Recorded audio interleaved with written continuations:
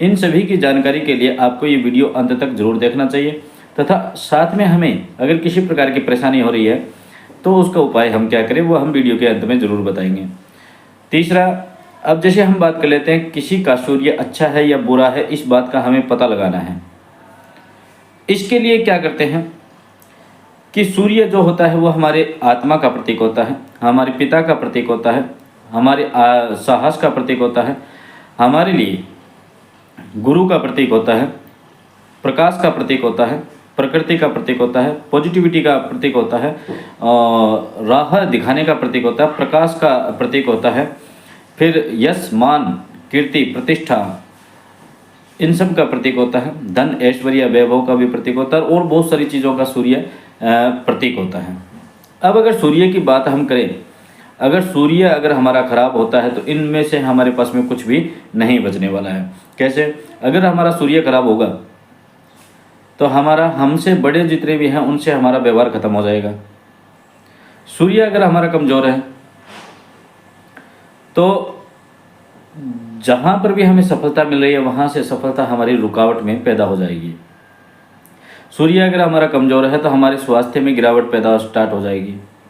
सूर्य अगर हमारा खराब है तो हमें यश मान कीर्ति जो प्राप्त हो रही थी वो धीरे धीरे करके समाप्त होने लग जाएगी। अपमान, आपको बार बार में अपमान सहने की आदतें डालनी पड़ेगी अगर सूर्य कमज़ोर होगा तो। दूसरा, शरीर के अंदर इतना आलस्य भर जाएगा जिससे आप किसी भी कार्य को पूर्ण नहीं कर पाओगे।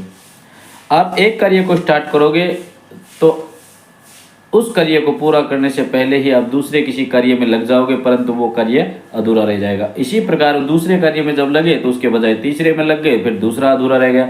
ये ऐसी स्थिति पैदा होती है, कोई भी काम आप पूरा नहीं कर पाओगे। किसी भी प्रकार से किसी भी व्यक्ति के साथ हमारा व्यवहार नहीं रहता, हमारे परिवार के लोग ही हमसे मुंह फेर लेते हैं। दूसरी, अगर हम बात करें हम आगे की, सूर्य अगर हमारा कमज़ोर होता है ना तो यहाँ पर एक चीज़ देखने को मिलती है हमें कि हमें धोखे ही धोखे मिलते हैं। किसी भी व्यक्ति को हमसे अगर कोई आवश्यकता है, कोई ज़रूरत है, तो वो हमसे हमारी ज़रूरत पूरी करके उसके बाद के अंदर हमें बाहर, जैसे चाय में से मक्खी निकाल करके फेंकता है ना, ऐसे निकाल करके फेंक देगा। ये तरीका होता है सूर्य कमज़ोर होने पर, ये आदतें होती है। अगर आप में ऐसा कुछ हो रहा है तो आप अंदाज़ा लगा लीजिए कि आपका सूर्य बहुत ही खराब चल रहा है। और अगर ऐसी कोई स्थिति बन रही है तो आप कमेंट में लिख करके मुझे ज़रूर बताएंगे। अगर सूर्य हमारा सही हो तो हम में क्या होगा कि जितनी बातें अभी मैंने बताई उन सभी का क्या हो जाएगा, फिर विपरीत अर्थ आने लग जाएगा। सूर्य अगर हमारा सही होगा तो हमें हर व्यक्ति सपोर्ट करेगा। सूर्य अगर हमारा सही होगा तो हम कुछ भी ना करें फिर भी हमें यश मान कीर्ति प्राप्त होगी, शाबाशी प्राप्त होगी, इज्जत प्राप्त होगी, धन दौलत की प्राप्ति होगी, अपने से बड़ों से हमें बार बार में आशीर्वाद की प्राप्ति होगी, वो हमसे प्रसन्न रहेंगे।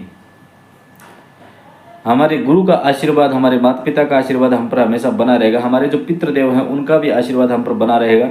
आपको हर मुसीबत के अंदर रास्ता कहीं ना कहीं से मिल जाएगा। आपको कोई धोखा नहीं दे पाएगा। आपके चेहरे पर एक अलग ही चमक बनी रहेगी। आप जहाँ जाओगे वहाँ सबको अपना बना लोगे। जिस भी पोजीशन पर आप बैठे हो उस पोजीशन का पूरा लाभ आपको प्राप्त हो सकता है उसके माध्यम से।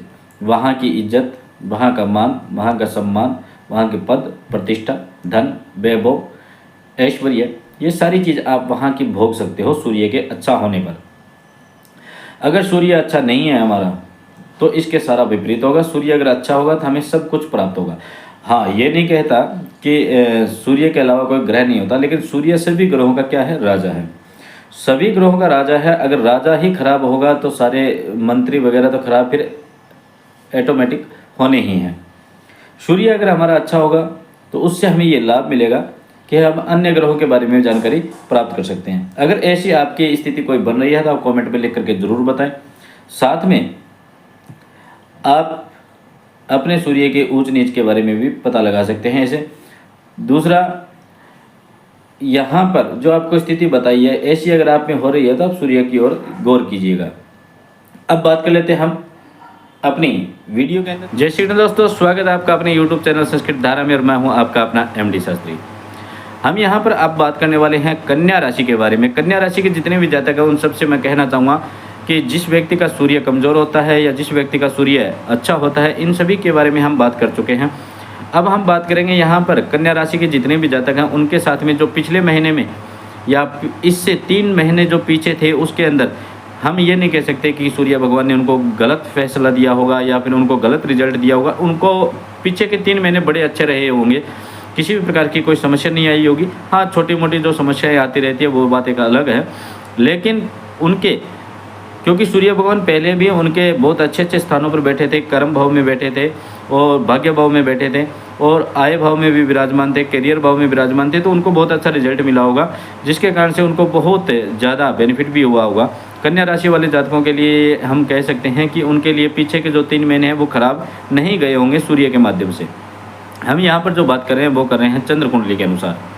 चंद्र कुंडली की बात करें तो चंद्र कुंडली हमारे कन्या राशि के लाखों करोड़ों भाई बंधु होंगे, परंतु ये सब पर लागू हो ये नहीं कह सकते हम, लेकिन बहुत सारे लोगों पर लागू होती है ये हम कह सकते हैं। जिन जिन के आपको लगता है कि पीछे के 3 महीने आपके ज़्यादा बेकार नहीं गए होंगे, ज़्यादा बेकार का मतलब क्या कह सकते हैं कि जिनको ज़्यादा समस्या नहीं आई होगी, आई भी होगी तो लेकिन उनकी समस्याएँ धीरे धीरे करके परमात्मा की कृपा से समाप्त हो गई होगी, क्योंकि उनको किसी प्रकार से मजबूर नहीं होना पड़ा होगा, कंडीशन उनकी इतनी ख़राब नहीं हुई होगी कि जिससे उनको किसी भी प्रकार से ज़्यादा मानसिक तनाव का सामना करना पड़ा हो।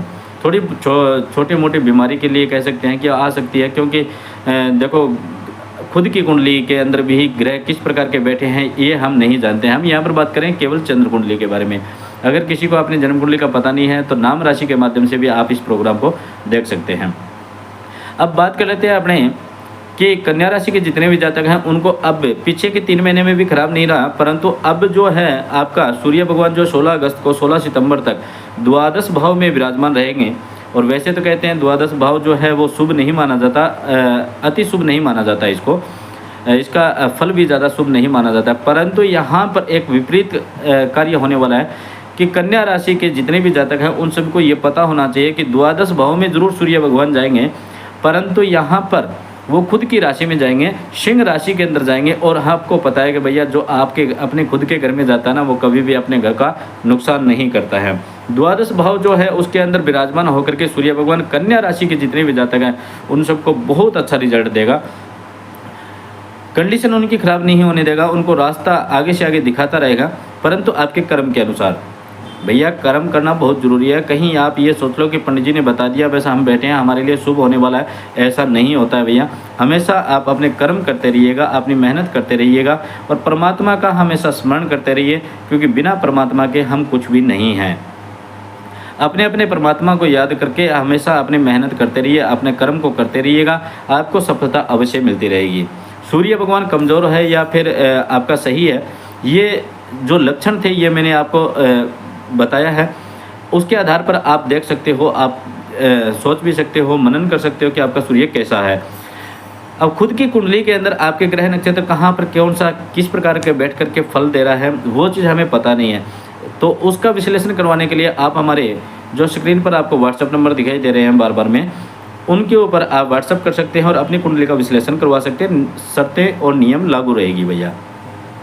अब यहाँ पर हम बात कर लेते हैं आगे की। जो कन्या राशि के जितने भी जातक हैं उनको किसी भी प्रकार से घबराने की आवश्यकता नहीं है। पीछे के 3 महीने अगर अच्छे गए हैं तो ये महीना भी उनका बहुत अच्छा जाने वाला है, क्योंकि सूर्य जो है वो द्वादश भाव में ज़रूर बैठ रहा है, जहाँ पर हम कह सकते हैं भी हानि का भाव कह सकते हैं, उसको रोग का भाव कह सकते हैं, या फिर उसको हर प्रकार से व्याधि समस्या का भाव कह सकते हैं, खर्च का भाव कह सकते हैं। आपका खर्च क्या हफ्ता बढ़ सकता है, परंतु सूर्य भगवान खुद वहाँ अपने ही घर में विराजमान हो रहे हैं, तो अपने घर में विराजमान होंगे तो आपको उतनी इनकम सोर्स भी देंगे। लेकिन कन्या राशि वालों को यह भी कहना चाहूँगा कि उनको कुछ सावधानियां भी रखनी पड़ेगी। सूर्य भगवान की पूजा अर्चना आप ना छोड़ें, अपने इष्ट की पूजा ना छोड़ें। साथ में हमेशा याद रखने ला कि सूर्य भगवान जो है वो अपने आत्मा का प्रतीक होता है, अपने पिता का प्रतीक होता है, अपने गुरु का प्रतीक होता है। तो गुरु के प्रति श्रद्धा, माता पिता के प्रति श्रद्धा होनी चाहिए, अपने इष्ट की प्रबलता होनी चाहिए और आपके कार्य के ऊपर मेहनत होनी चाहिए, तो आपको किसी प्रकार की समस्या नहीं आई होगी, और ना है तो पीछे 3 महीनों में आई होगी और ना ही आगे इस महीने में आपके आएगी। तो इन सभी चीज़ों का ध्यान रखते हुए मैं आपको ये कहना चाहूँगा कि चंद्र कुंडली के आधारित पर जितने भी लोग हैं उनको जिस की प्रकार की कंडीशन पैदा हुई है वो आप कमेंट में लिख करके मेरे को ज़रूर बताइएगा।